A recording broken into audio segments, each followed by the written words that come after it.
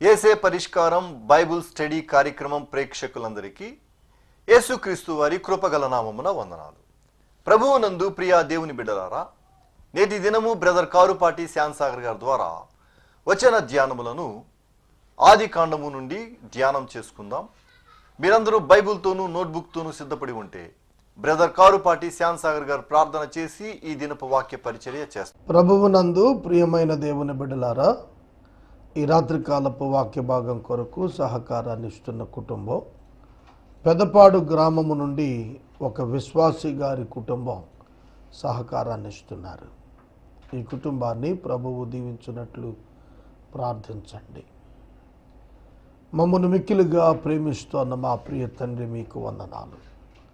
ఈ రాత్రికాలపు వాక్య భాగం మాకు ఆశీర్వాదకరంగా మార్చండి. ఎపిసోడ్ సహకారం ఇచ్చిన మీ దాసులు, పెదపాడు నివాసితులు, పర్హత్ గారిని, వారి కుటుంబాన్ని మీరు దీవించండి. ప్రాముఖ్యంగా ఈ రాత్రి వాక్య ధ్యానం కొరకు సిద్ధంగా ఉన్న వారిని ఆశీర్వదించండి. ఘనత, మహిమ, ప్రభావాలు మీరే పొందండి. అనేక మంది ఈ రాత్రి వాక్యం ద్వారా ఆదరించబడుటకు, హెచ్చరించబడుటకు, రక్షించబడుటకు కృప చూపండి. యేసు ప్రభు పేరిట ప్రార్థన చేస్తున్నాను తండ్రి, ఆమేన్. ప్రభువునందు ప్రియమైన దేవుని బిడ్డలారా, దయచేసి మీ పరిశుద్ధ బైబిల్ గ్రంథాన్ని తెరవండి. ఆది కాండము గ్రంథం 25వ అధ్యాయము 24వ వచనము నుండి వాక్యాన్ని గమనించండి. పరిశుద్ధ లేఖనాల్లో ఇస్సాకు భార్య రిబకా ఇస్సాకు ప్రార్థనను దేవుడు ఆలకించి ఆమెకు గర్భాన్నిచ్చినప్పుడు ఆమె గర్భమున పోరాటం సంభవించింది. దేవా, నేనెందుకు బ్రతుకుట ఈ విధంగా అయితే అని ఆమె ఆందోళనతో దేవుని సన్నిధికి వెళ్ళి ప్రార్థించగా, దేవుడు ఆమెకు భయపడకు, నీ యొక్క గర్భంలో 2 జనపదాలు ఉన్నాయి. చూడండి, దేవుడు మాట్లాడిన మాట. 2 శిశువులు ఉన్నారు అనలేదండి, 2 జనపదములు ఉన్నాయి. God's answer to the prayer of Rebekah. Rebekah ప్రార్థనకు దేవుని జవాబు భవిష్యత్తు ప్రత్యక్షత. భవిష్యత్తులో 2 గొప్ప జనాంగాలు, ఏదోమీయులు, ఇజ్రాయేలీయులు అనే 2 జనపదాలు, దేశాలు ఆవిర్భవించబోతున్నటువంటి స్థితి రిబ్కా గర్భంలో రూపుదిద్దుకుంటున్నాయి. చూడండి, దేవుడు మాట్లాడుతున్న విధానాలు మీరు చూస్తున్నప్పుడు, అబ్రహామా, నిన్ను బట్టి దేశములో, ప్రపంచములో అన్ని వంశాలను నేను ఆశీర్వదిస్తాను అన్నాడు. నీ సంతానమును బట్టి భూమి మీద ఉన్నటువంటి కుటుంబాలన్నీ దీవించబడతాయి అన్నాడు. ఒక్క వ్యక్తిని ప్రపంచానికి ఆశీర్వాదంగా మార్చగలిగిన వాడు దేవుడు. ఒక గొప్ప జనపదాన్ని ఉద్దేశించి ఆ తల్లితో మాట్లాడుతున్నాడు. పెద్దవాడు చిన్నవానికి దాసుడవుతాడు అన్నాడు. ఇది చూడండి, చరిత్రలో ఇది వాస్తవంగా జరిగిన సంఘటన. ఇశ్రాయేలు జనాంగానికి ఎదోమీయులకు జరిగిన పోరాటాల్లో ఎదోమీయులు పతనమయ్యారు, వీక్ అయ్యారు. ఇశ్రాయేలీలు అభివృద్ధి చెందారు. ఇప్పటికీ ప్రపంచమంతటా కూడా ఇశ్రాయేలు జనాంగం బలమైనటువంటి జాతిగానే ఉండిపోయింది. కనుక ఆనాడు రిబకాకు చెబుతున్నటువంటి జవాబులో బలిష్టమైనటువంటి ఒక జనపదం వస్తోంది. చిన్నవాడు పెద్దవాని కంటే గొప్పవాడవుతాడు, పెద్దవాడు చిన్నవానికి దాసుడవుతాడు అని దేవుడు జవాబిచ్చినప్పుడు ఆమె ఆ పోరాటాన్ని భరించింది. ఆ పోరాటం ఆగలేదు. అట్ ద టైమ్ ఆఫ్ ఆమె ప్రసూతి దినాల వరకు కూడా అది కొనసాగుతూ వచ్చింది. దానికి ఉదాహరణ ఏమిటంటే, ఆమె డెలివరీ అయినప్పుడు, ఆమె ప్రసవము అయినప్పుడు పెద్దవాడు వెంబడి చిన్నవాడు మడిమ పట్టుకొని చేయి బయట పెట్టాడు. దీన్ని బట్టి పోరాటం ఎంతగా సాగిందనేది, ఎంతకాలం సాగిందనేది అర్థమైంది. ఆమె సెన్స్ చేసిన దినం నుంచి ఆమె ప్రసూతి దినం వరకు కూడా ఈ పోరాటం లోపల జరిగింది. ఏ తల్లికి ఇట్లా జరిగి ఉండకపోవచ్చు. నేను ఒక గైనకాలజిస్ట్, ఒక డాక్టర్ గారితో నేను మాట్లాడాను. ఒక ఆమె గర్భంలో, ఒక స్త్రీ గర్భంలో 3 శిశువులు ఎదుగుతున్నారు. వారికి ట్రీట్మెంట్, ఆ మహిళకు ట్రీట్మెంట్ ఇస్తున్న గైనకాలజిస్ట్తో నేను ఒకసారి మాట్లాడితే ఆవిడ చెప్పారు, స్కానింగ్ చేశారు, ఆ 3 శిశువులను చూపించారు. ఆ శిశువులు లోపల రొటేట్ అవుతున్నారు, తిరుగుతున్నప్పుడు ఒకరికొకరు సహకరించుకుంటున్నారు. ఈ దృశ్యం చాలా అబ్బురంగా, అపురూపంగా అనిపించింది. ఒకరు మరొకరు అడ్జస్ట్ అవడానికి ప్లేస్ ఇస్తున్నారు యూట్రస్లో, గర్భసంచిలో. అట్లా ఆ ఫీటస్ అంటారు దాన్ని, లోపల పిండాలు అవి అడ్జస్ట్ అవుతున్నాయి. అందులో పోరాటం లేదు. ఇంకా 3 కంటే ఎక్కువ మంది పిల్లలను భరించిన తల్లులు కూడా ఉన్నారు ఒక కాన్పులో. ఆ పిల్లల లోపల అడ్జస్ట్ అవుతేనే ఆ తల్లి హ్యాపీగా ఉండగలుగుతుంది. ఆఖరికి సింగిల్ ఫీటస్ ఉన్నటువంటి గర్భిణీ స్త్రీలు కూడాను లోపల వేగంగా కనుక బిడ్డ తిరుగులాడితే వారికి చాలా తేటగా తెలుస్తుంది కనుక ఇబ్బందిగా ఉంటుంది. ఇక్కడ 2 ఫీటస్లు ఉన్నాయి, 2 పిండాలు, లోపల పోరాటం జరుగుతోంది. ఆ తల్లి గ్రహించగలిగింది. గమనించండి, దేవుడు చెబుతున్నాడు వారు గొప్ప జనాంగాలు అవ్వబోతున్న బిడ్డలుగా ఉండబోతున్నారని. ఒక విచిత్రమైన విషయం ఏమిటంటే, దేవుడు మాట్లాడిన ఈ మాట రెబెకా ఇస్సాకునకు చెప్పి ఉండదు అని అభిప్రాయపడాల్సి వస్తుంది బైబిల్ చరిత్ర చదివితే. ఇస్సాకు రెబెకాల యొక్క జీవితంలో వీరిద్దరి మధ్యన ఈ సంభాషణ జరుగుంటే యాకోబు పట్ల ఇస్సాకు యొక్క తీర్మానాలు, ప్రవర్తన వేరేగా ఉండేదేమో. కానీ అలా లేదు. రెబెకా అది తన వరకే ఉంచుకుందేమో. అందుకే యాకోబును ప్రోత్సహించటం, యాకోబును దేవుడు గొప్పవాడవుతాడని డిక్లేర్ చేశాడు కాబట్టి రాంగ్ వేలో వెళ్ళి కూడా యాకోబుకు సహాయం చేయడానికి ఆవిడ చాలా ధైర్యం చేసేసింది. చూడండి, ఈ చాప్టర్ కాడి నుంచి నేను చెప్పేటువంటి కొన్ని విషయాలు కుటుంబ గాథలు, కుటుంబాల్లో ఉండే పరిస్థితులు ఆ కుటుంబాన్ని శాంతి గలవిగా చేస్తాయా, శాంతి కరువైన వాటిగా చేస్తాయా అనేది ఈ కుటుంబ కథ మనకు చాలా తేటగా తెలియజేస్తుంది. భర్త భార్యగా వారిద్దరూ చాలా చక్కటి దాంపత్యం గడిపారు, అందులో సందేహం లేదు. లాంగ్ మ్యారీడ్ లైఫ్ వారు గడిపారు. చూడండి, కొన్ని ప్రాముఖ్యమైన విషయాలు ఇస్సాకు మరియు రెబెకాల జీవితాల్లో చూస్తే ఆశ్చర్యం కలుగుతుంది. చదువుతాను చూడండి. 24వ వచనంలో, ఆమె ప్రసూతి కావలసిన దినములు నిండినప్పుడు ఆమె గర్భమందు కవలవారు ఉండిరి. మొదటివాడు ఎర్రనివాడుగా బయటకు వచ్చెను, అతని ఒళ్ళంతయు రోమము వస్త్రము వలె ఉండును గనుక అతనికి ఏశావు అను పేరు పెట్టిరి. ఏశావు అంటే అర్థం రోమము లేదా ఎర్రని, రెడ్ అండ్ హెయిర్డ్. అతని శరీరం అంతా కూడా రోమాలు ఉన్నాయి. ఎప్పుడైతే ఈ శిశువు బయటికి వచ్చాడో అతని తరువాత సహోదరుడు బయటకు వచ్చాడు. అతని చెయ్యి ఏశావు మడిమను పట్టుకొని ఉండెను గనుక అతనికి యాకోబు అను పేరు పెట్టబడెను. ఏశావు, యాకోబు ఈ పోరాటంలో ఏశావు ముందు బయటకు వచ్చాడు. వెనకగా లాగుతున్నట్టుగా ఆ చెయ్యి పట్టుకొని, ఆ చెయ్యితో ఏశావు యొక్క మడిమ పట్టుకొని బయటకు వచ్చింది ఆ చెయ్యి. సాధారణంగా ట్విన్స్ వారు కవలలు ప్రసవం జరుగుతున్నప్పుడు 2 to 3 minutes డిఫరెన్స్ ఉంటుంది.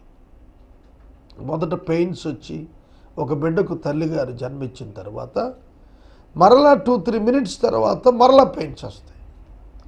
అట్లా రెండవ బిడ్డకు జననం జరుగుతుంది. ఇప్పుడంటే స్కానింగ్లు వచ్చేసాయి, తెలిసింది. 2 ఉన్నారా 3 ఉన్నారా తెలిసిపోతుంది ముందస్తుగానే. మరి అవి లేని కాలంలో ఎట్లా తెలుస్తుంది? ఒకటే సూచన, కంటిన్యూషన్ ఆఫ్ పెయిన్స్. మొదటి బిడ్డ అనంతరం రెండవ బిడ్డ రావటానికి మధ్యలో ఒక 3 నిమిషాలు 5 నిమిషాలు గ్యాప్ తీసుకుంటుంది. అట్లా కాదు ఇక్కడ జరుగుతుంది. పెద్దవాడి యొక్క మడిమను పట్టుకొని రెండవ వాడు చేయి బయట పెట్టాడు.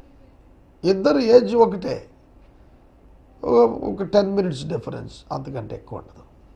కానీ ఇద్దరిలో ఎవరు పెద్దోళ్ళు, అది ఎవరు ముందు బయటకు వచ్చారో వాళ్ళని జ్యేష్ఠుడని పిలుస్తారు సాధారణంగా. వాస్తవంగా మడిమ పట్టుకొని బయటకు వచ్చినాడు యాకోబు అని పేరు పెట్టబడింది. ఆ శిశువు దేని కొరకు పోరాడుతున్నాడు? ముందు బయటికి రావడానికి పోరాడుతున్నాడు. అతని యొక్క యాటిట్యూడ్ అండ్ ఇంటెన్షన్స్ అన్నింటినీ కూడాను పోరాటం, జ్యేష్ఠత్వం కొరకైన ఆరాటం రెండు కనిపిస్తాయి. అతని భవిష్యత్తులో కూడా అదే జరిగింది. చూడండి, ఈ విధంగా వారిరువురు బయటకు వచ్చారు. ఆమె ప్రసవం అయ్యారు. ముందు వచ్చినటువంటి బేబీకి ఏషావు అని పేరు పెట్టారు. కారణం ఎర్రగున్నాడు, వెంట్రుకలు ఉన్నాయి. రెండవ వాడు మడిమ పుచ్చుకొని వచ్చాడు కనుక యాకోబు అని పేరు పెట్టారు. యాకోబు అనే మాటకు అర్థం మోసగాడు. మోసగాడు అంటే కొంతమంది తల్లిదండ్రులు ఓవర్ ఇంటెలిజెన్స్ ఉన్నటువంటి పిల్లలను చూసి వీడు మళ్ళీ కంత్రివాడని మురిసిపోతూ ఉంటారు. టూ ఇంటెలిజెంట్ అనేటువంటి భావంతో తల్లిదండ్రులు ఆ పేరు పెడతారు. అంతేగాని ఇతడు ఒక పెద్ద గజ దొంగ, మోసగాడో, చీటరో, 420 అవ్వాలని ఏ తల్లిదండ్రులు తన పిల్లలకు ఆ మాట అలా పెట్టుకోరండి. కొంతమంది శిశింద్రి అని పేరు పెడతారు. అంటే వాడన్నీ కూడా వేగంగా పనులు చేస్తూ ఉంటాడు, ఒక చోట నిలిచే తత్వం ఉండదు వాడికి. శిశింద్రి అని పేరు పెడతారు. అంటే ఆ బాబు యొక్క నేచర్, అతని యొక్క యాక్టివిటీ, అతని యొక్క యాటిట్యూడ్, ఎక్స్పోజర్ ఏదైతే ఉందో వాటికి పేర్లు పెడుతుంటారు. కనుక మనం చూస్తున్నప్పుడు ఏషావు పేరు అతని రంగును బట్టి, రోమాన్ని బట్టి అయితే యాకోబు పేరు అతడు మడిమ పట్టుకుని వచ్చిన దాన్ని బట్టి పెట్టారు. ఏ తల్లిదండ్రి తన బిడ్డ మోసగాడు కావాలని కోరుకోరు కదండి. కనుక యాకోబు బాల్యము నుండే అతడు ఒక పోరాట పటిమ, జ్యేష్ఠత్వం కొరకైన ఆశ, ఓవర్ ఇంటెలిజెన్స్ ఇట్లా కలిగినటువంటి క్యారెక్టర్గా మనకు దీన్ని బట్టి మనకు అర్థమవుతుంది. ఆమె వారిని కనినప్పుడు ఇస్సాకు 60 ఏండ్ల వాడు. నేను ముందు నుంచి చెబుతున్నాను, అబ్రహాము యొక్క కుమారుడు ఇస్సాకు 40 ఏండ్లకు వివాహం చేసుకున్నాడు. 20 ఏండ్లకు బిడ్డలు పుట్టారు. అంటే అబ్రహాము యొక్క వయస్సు 160 సంవత్సరాలప్పుడు ఇస్సాకు వయస్సు 60 సంవత్సరాలు. ఇస్సాకునకు బిడ్డలు 2, ఏషావు, యాకోబు. అంటే అబ్రహాము గారు ఇంకా 15 ఏండ్లు బ్రతుకుతాడు. 175 ఏండ్లు కదా అబ్రహాం బ్రతికింది. అంటే యాకోబు, ఏషావులకు 15 ఏండ్లు వచ్చే వరకు అబ్రహాం గారు బ్రతుకున్నాడనేది అర్థమవుతుంది. కనుక బైబిల్ చదువుతున్నప్పుడు చాలా లోతుగా మనం ధ్యానం చేస్తున్నప్పుడు, పరిశీలిస్తున్నప్పుడు ఆశ్చర్యం ఉంటుంది, నూతన విషయాలు తెలుస్తూ ఉంటాయి. యాకోబు, ఏషావుల యొక్క వృత్తాంతాన్ని ప్రారంభిస్తూ రాస్తున్న మాట, ఆ చిన్నవారు ఎదిగినప్పుడు ఏషావు వేటాడునిందు నేర్పరి అయి అరణ్యవాసిగా ఉండెను. యాకోబు సాధువై గుడారములలో నివసించుచు ఉండెను. చూడండి, ఏషావు, యాకోబు ఇద్దరు అన్నదమ్ములైన ఎంత వ్యత్యాసం. మొదటి నుండి వీరు డిఫరెంట్ చిల్డ్రనే. ఈ చిన్నవాళ్ళు ఇద్దరు కూడా డిఫరెంట్గా అన్నారు. ఒకడు సాధువు, ఒకడు వైలెంట్ అండ్ వైల్డ్. ఒకడు ఫెరోషియస్గా పెరుగుతున్నాడు, ఒకడు సాధారణంగా పెరుగుతున్నాడు. చూడండి, ఒక్కసారే పుట్టినటువంటి బిడ్డలు, ఒక తల్లికి ఒక సమయంలో ఒక కాన్పులో పుట్టిన వారిలోనే ఎంతటి వ్యత్యాసాలు. మరి భూమి మీద మనుషులలో వ్యత్యాసాలు ఉండటంలో గొప్పే ఉంది. చాలా డిఫరెంట్ మైండ్స్ ఉంటాయి. మైండ్ సెట్స్ ఉంటాయి. ఆ చిన్నవారు ఎదిగినప్పుడు ఏశావు వేటాడటంలో, యాకోబు సాధువుగా గుడారంలో ఉంటూ మందను వెంపుకోవటం, ఇంకా ఇతర కార్యక్రమాలు చేసుకోవటంతో ఉండిపోయాడు. ఏశావు అరణ్యవాసాన్ని ఇష్టపడ్డాడు, యాకోబు గుడారవాసాన్ని ఇష్టపడ్డాడు. ఏశావు యొక్క తదుపరి లైనేజ్, అతని వంశాలు అభివృద్ధి చెందినవి చూస్తే వారు అడవి నివాసిత ప్రాంతాలలో విలుకాండ్రగా ఆ జనరేషన్ డెవలప్ అయింది. వారి యాటిట్యూడ్స్ అంతా కూడా ఫాస్ట్ మైండెడ్గా వచ్చినగా కనిపిస్తాయి మనకు చరిత్రలో. ఏశావు తెచ్చిన వేట మాంసమును ఇస్సాకు తిని చూడెను గనుక అతనిని ప్రేమించెను. రెబెకా యాకోబును ప్రేమించెను. ఇక్కడి నుంచి ఒక కుటుంబ గాథ ప్రత్యేకమైన రీతిలో ప్రక్కదారి పట్టింది. కారణాలు చూడండి మీరు. ఇక్కడ తల్లిదండ్రులు సమానంగానే ప్రేమిస్తారు, అయితే కొందరి మీద కొంచెం ఎక్కువ ప్రేమ అభిమానం పెంచుకుంటారు. ఎందుకంటే బాల్యం నుండి వాళ్ళకు ఉన్నటువంటి అసోసియేషన్ బట్టి.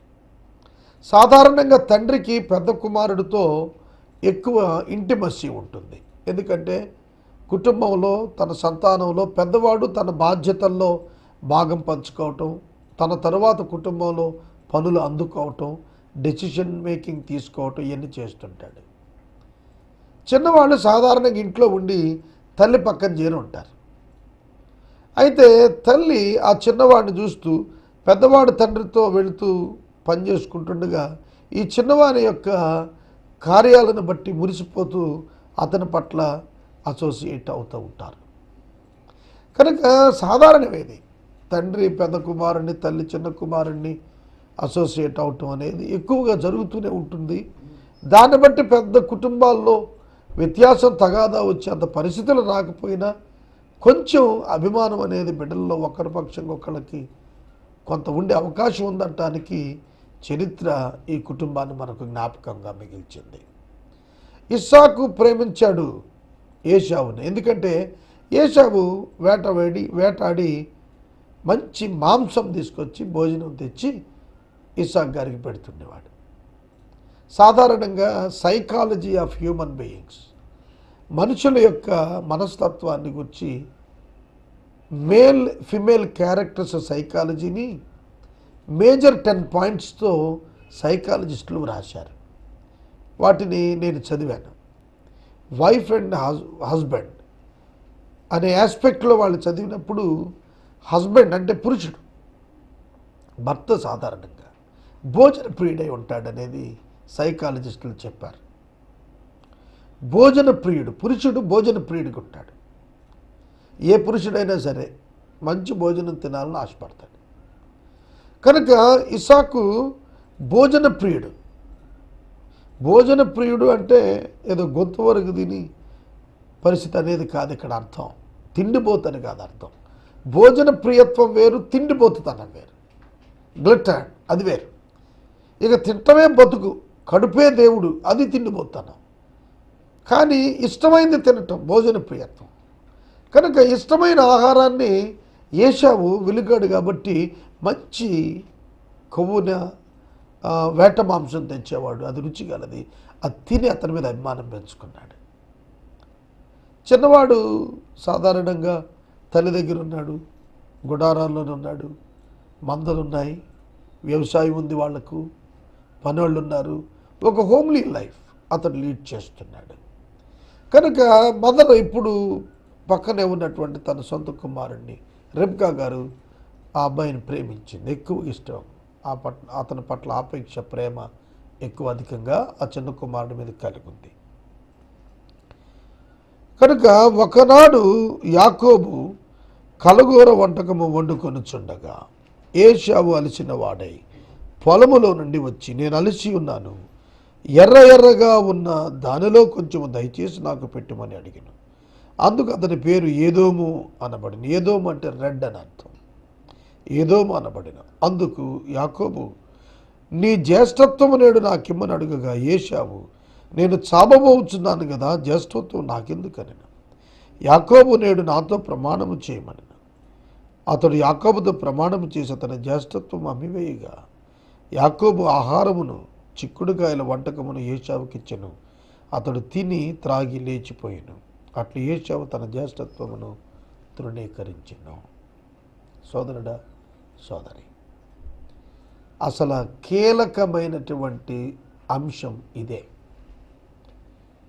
కీలకమైనటువంటి అంశం వారిద్దరి జీవితాల్లో మలుపు తిప్పినటువంటి, వారిద్దరి జీవితాల్లో మలుపు తిరిగినటువంటి ప్రాథమికమైనటువంటి సత్యం ఇక్కడ వ్రాయబడింది.